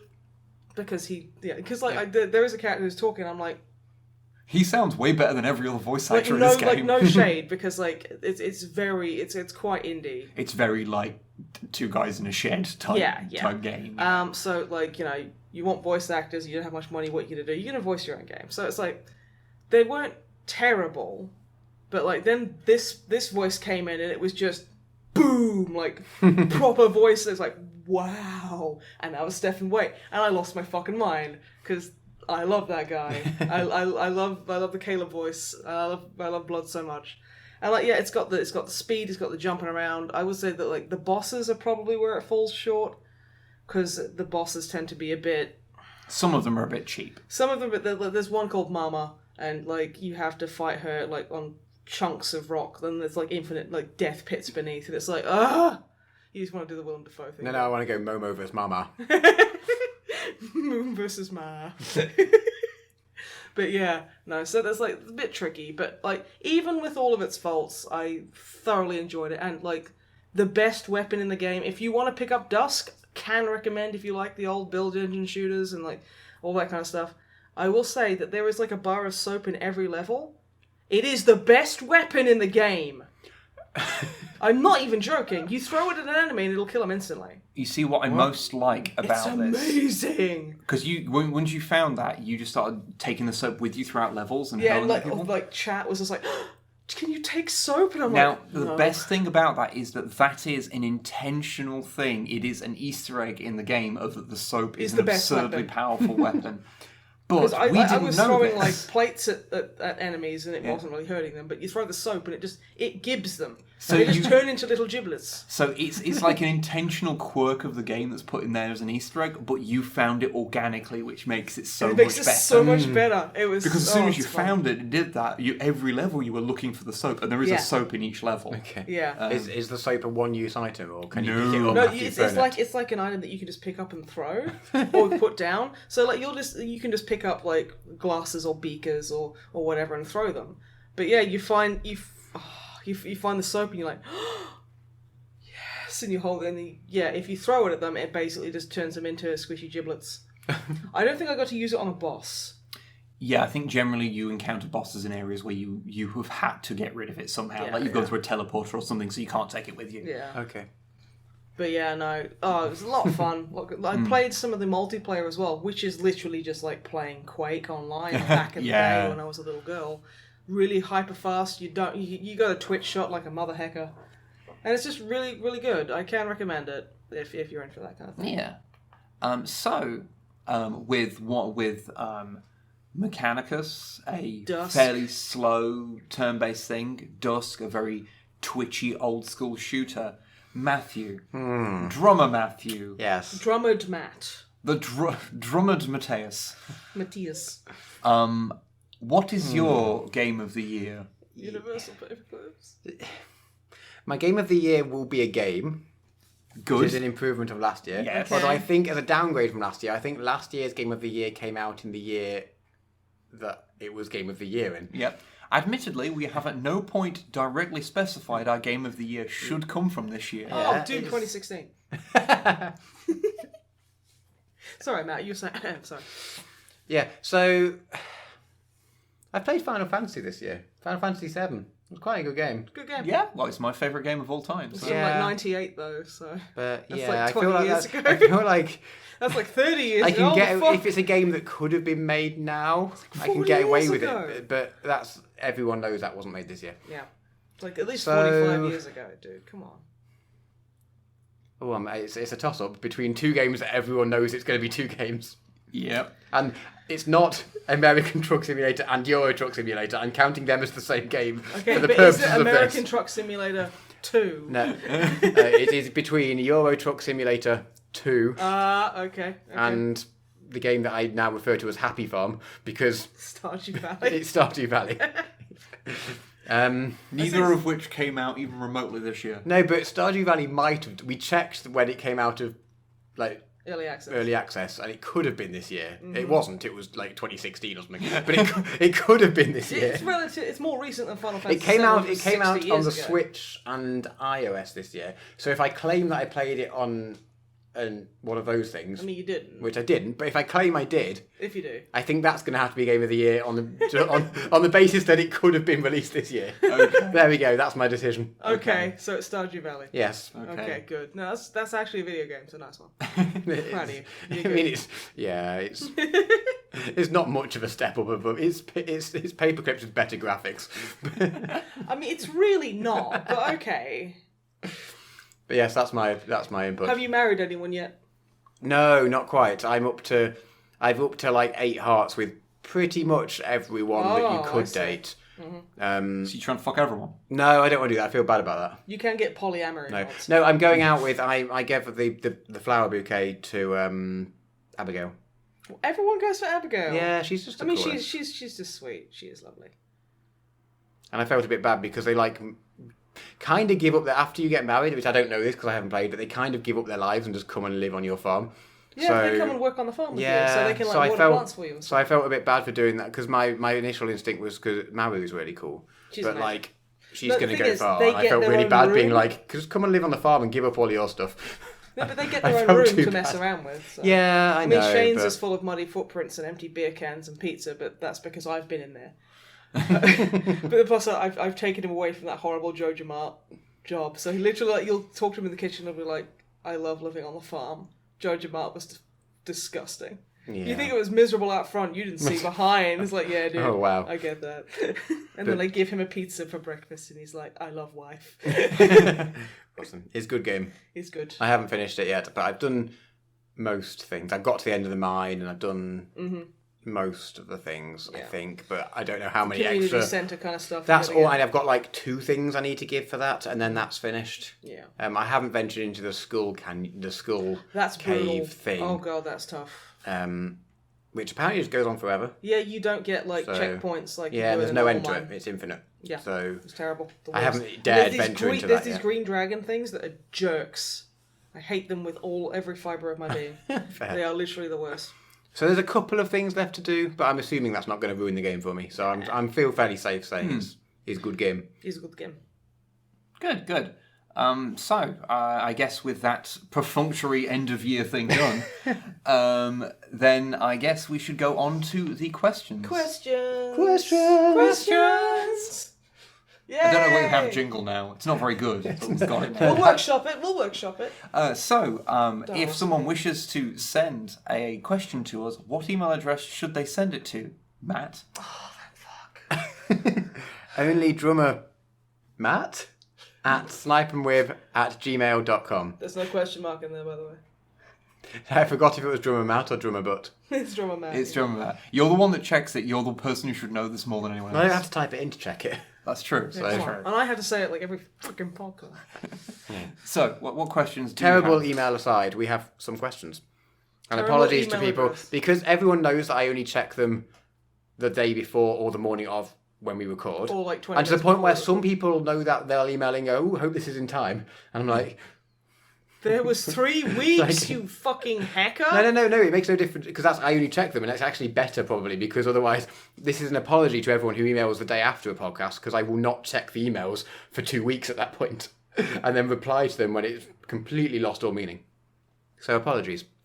But we have a bunch of emails, and it's been 3 weeks this time, so even more apologies.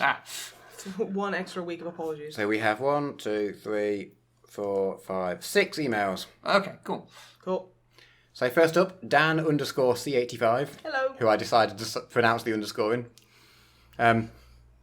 I've just returned from my honeymoon and noticed on my flight that the person in the safety video had a resemblance to Snipe, only obviously without Snipe's awesome guns. Oh, yeah, you know. So, yeah, you're famous and you are now doing aeroplane safety videos. Yeah, Excellent. you know what? I was young. I needed the money. I was throwing things at children. I was still the best worker there. Please keep my secret, my shame. And I mostly mention this because then the next point was that whilst on said honeymoon, they caught up with a backlash of the podcast. And it makes me so happy that me accidentally saying backlash is catching on. Because I think Eventually, this I hope- podcast will destroy the meaning of a word. So, That's good. Dan, I don't mean to be rude, but were you doing big kissing with your marital partner while listening to Drummer Matt talk about, fucking Euro Truck Simulator? Or maybe that's your thing. I'm not going to judge you.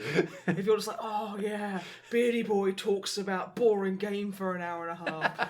I know I am fully erect when he does it, so... Well, I mean, yeah, exactly. So I'm not going to kink shame. Yeah. If everyone's on board, I'm happy. Just a little bit curious. That's all.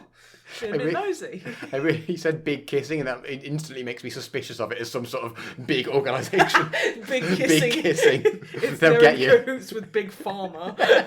Big Kissing's the corporation that funds Valentine's. Yeah, I mean, quite possibly. There you go. I'm sick of Big Kissing doing all these things that are bad. Let's go on with the questions. Yes. Okie dokie.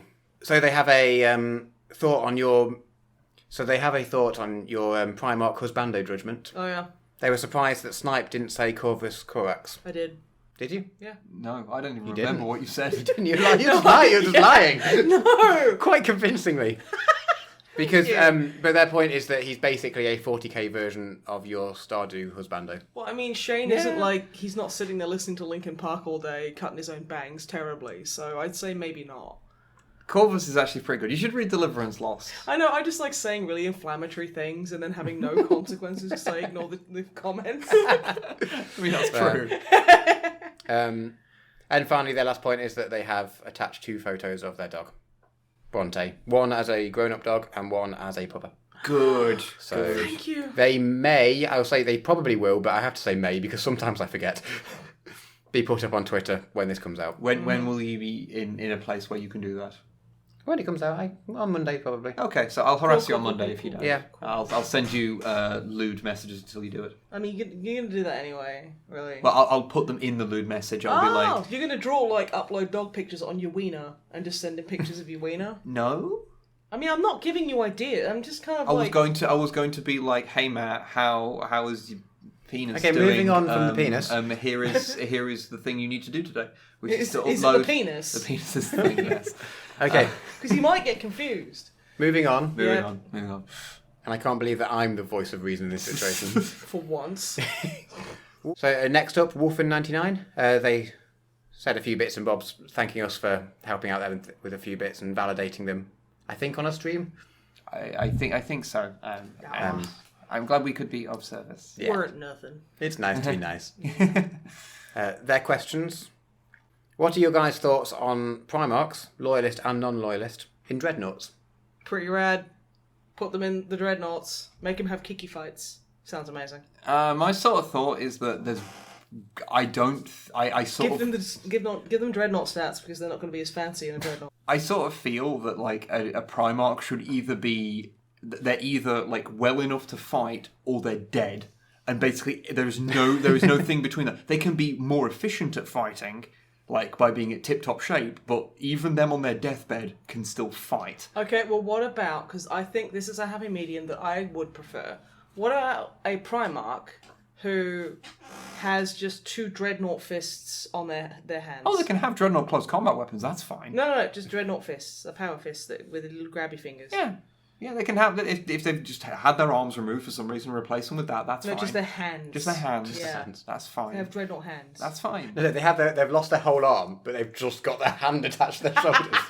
Yes. And because they're a Primarch, they could make that work. They'll be fine. They'll just And spin then, around really fast. They got little dread booties as well. They could do that too. I'd be on board.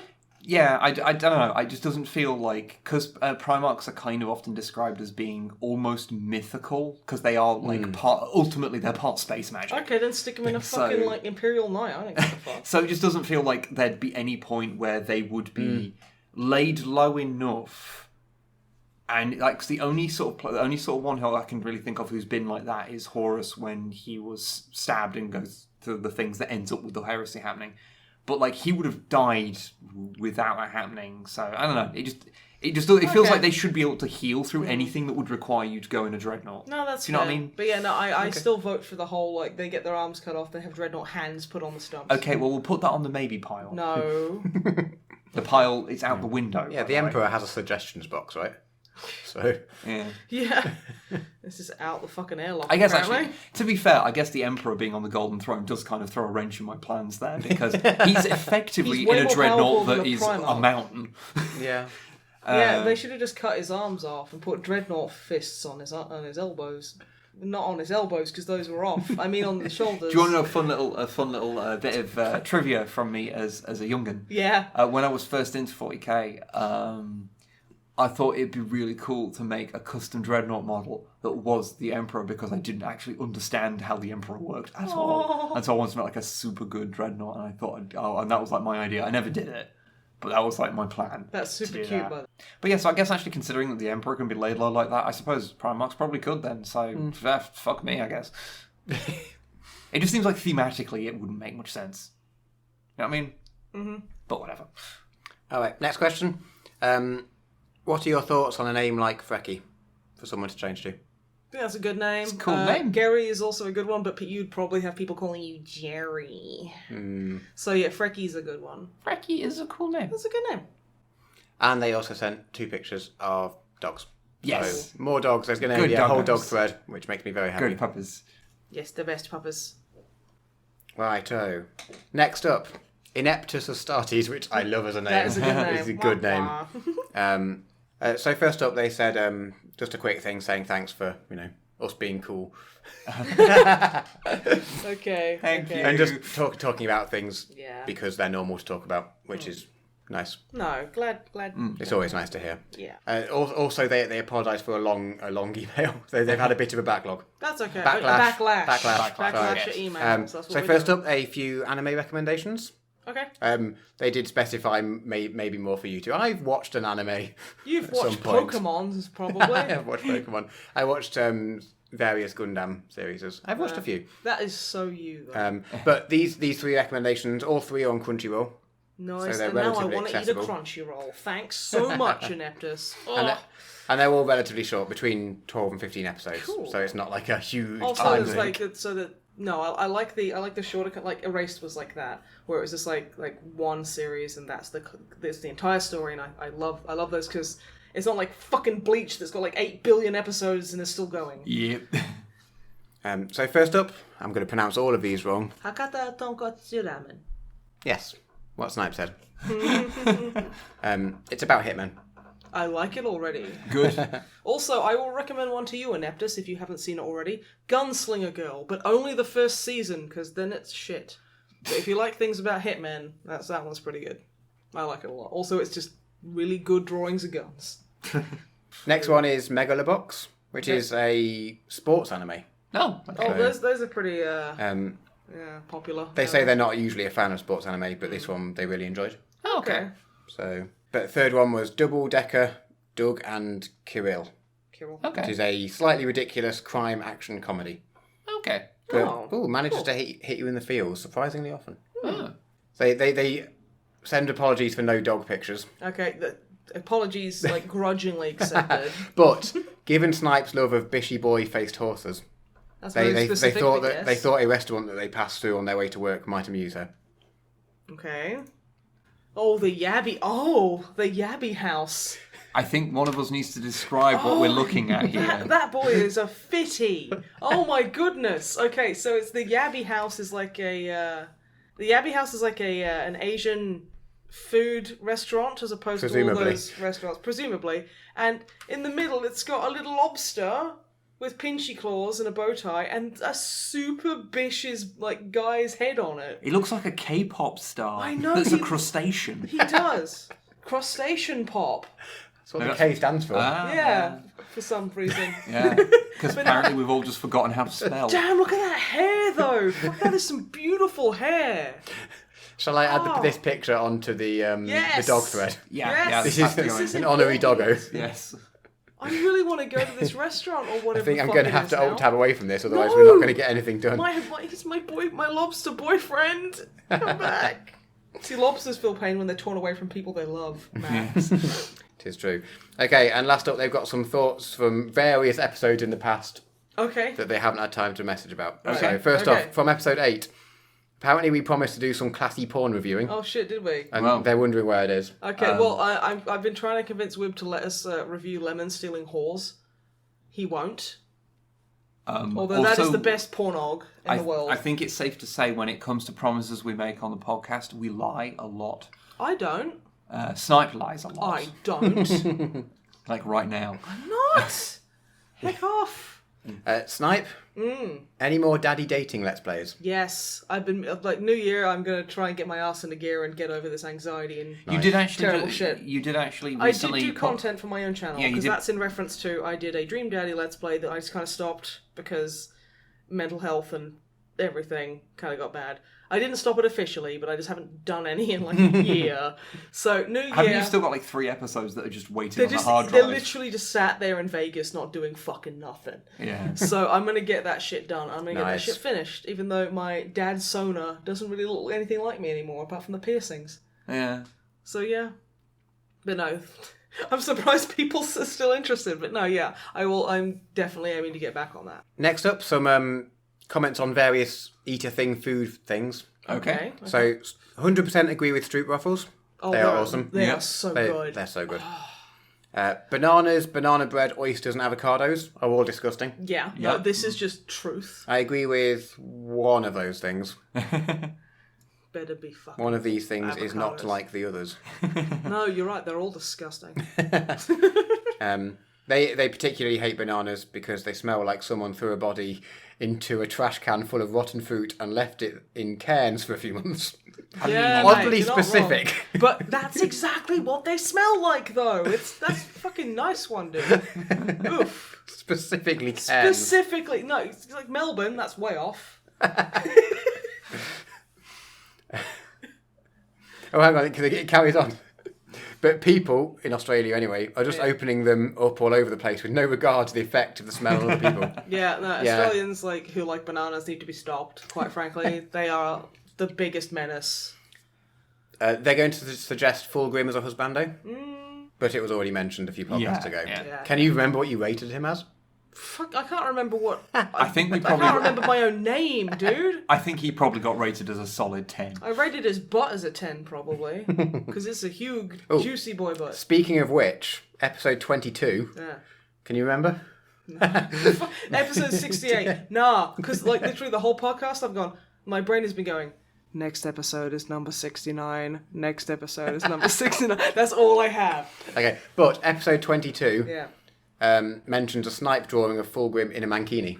Yes. Yes. Is that visible to people? It is. It is on my art blog. Snipe Does Art porn.tumblr.com.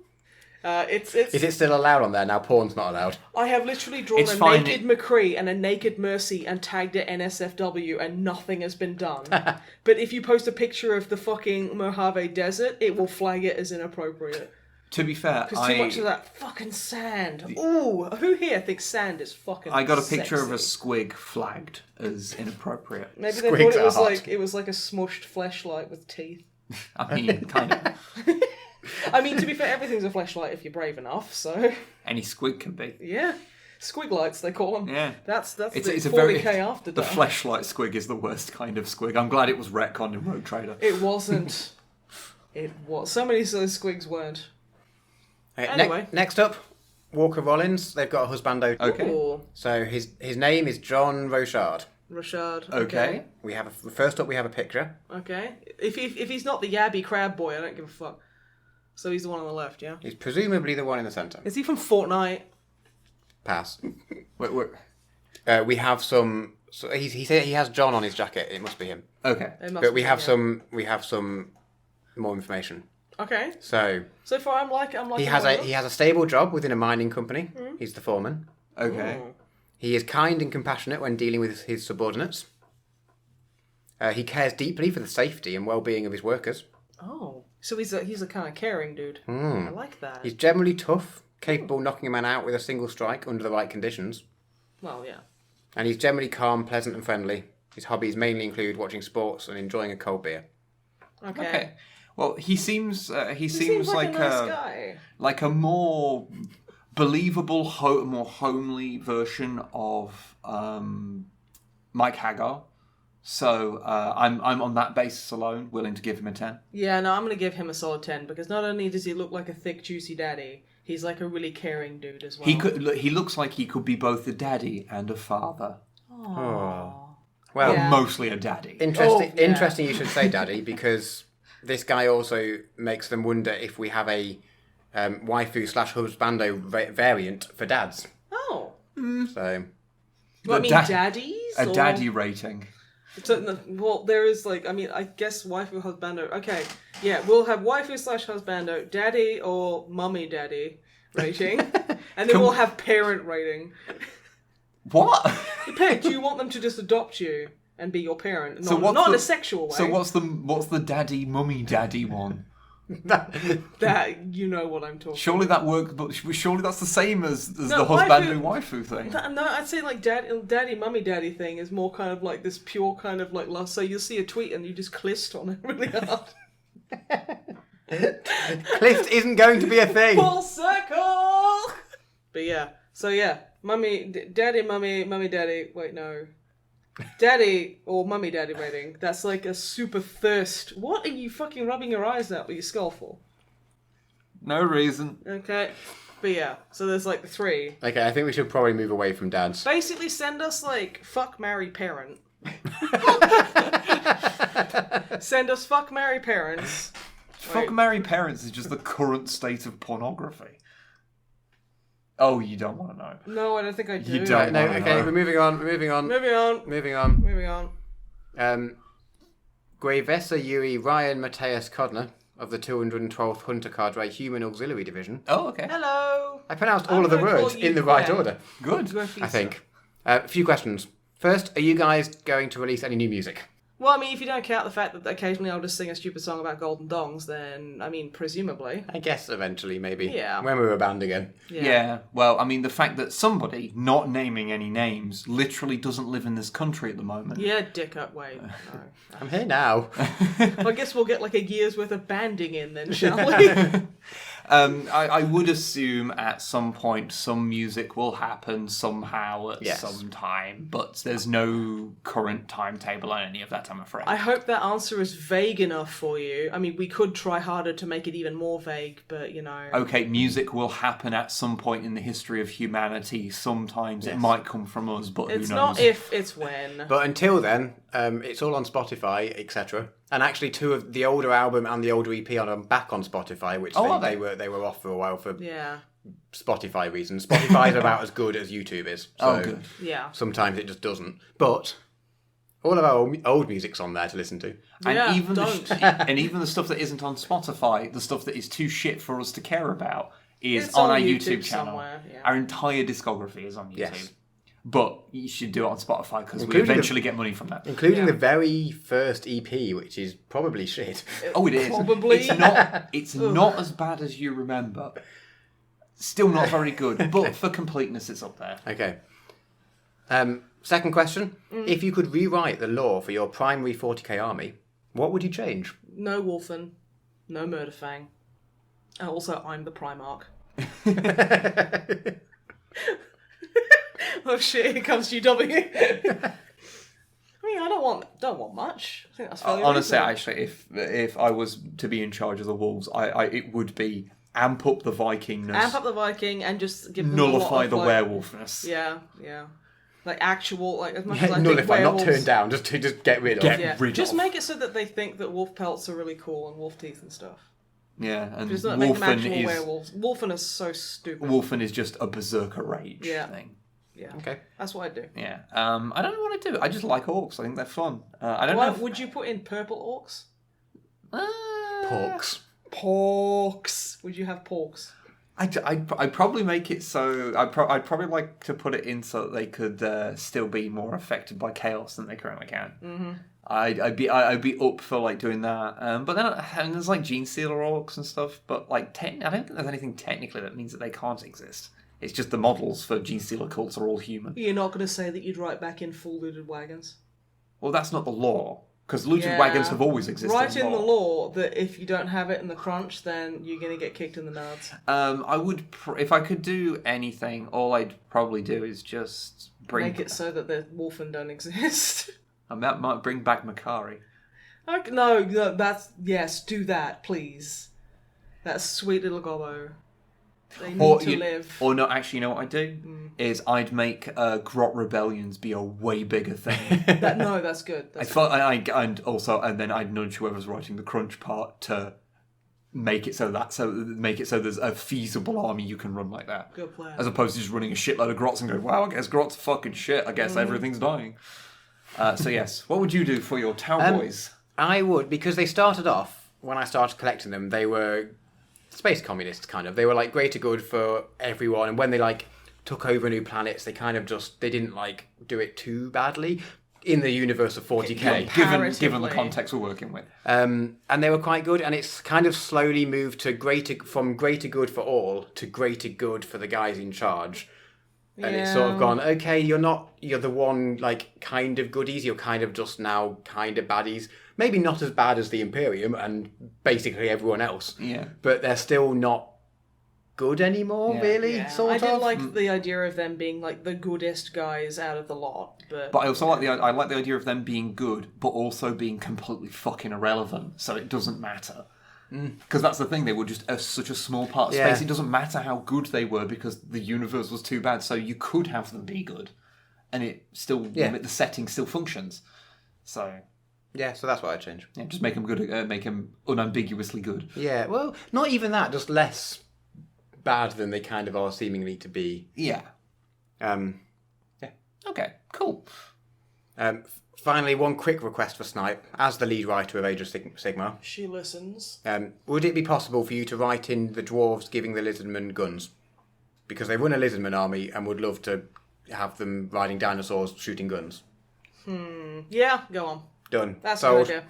Done, sold, Right. spot on. Good If idea. you can have a T-Rex wielding a minigun, then to be done. honest, why would you need to play any other game? Exactly. Maybe that's why they do it, because people won't play 40k if you could have a T-Rex with a minigun. This is the power that I wield. Yeah. You could destroy everything. I could. Will I? Probably eventually. I'm pretty inept. Okay, last set of questions from Atticus. Hello. First up, they remember Wib mentioning a few months ago that he'd recently finished watching every Star Trek episode ever. Yeah. And has now, this isn't a question, but has now started again, seemingly. I've been watching bits and pieces. But they'd be curious to hear what some of his favourite episodes across the entire series are. TOS, City on the Edge of Forever's. Is that Harlan? Not Harlan Nelson. No, it was originally written by Harlan Ellison. Yeah. That's widely regarded as one of the best ones, and I agree. Really, really good. Holds up really well even today. Next gen, I'm not sure. say Measure of a Man is one of my Measure favourites. of Man is, I would say... Probably none of these are going to be surprising, because, like, you know, a lot of them This just in, man says things are good, are good. So, yeah, Measure of a Man.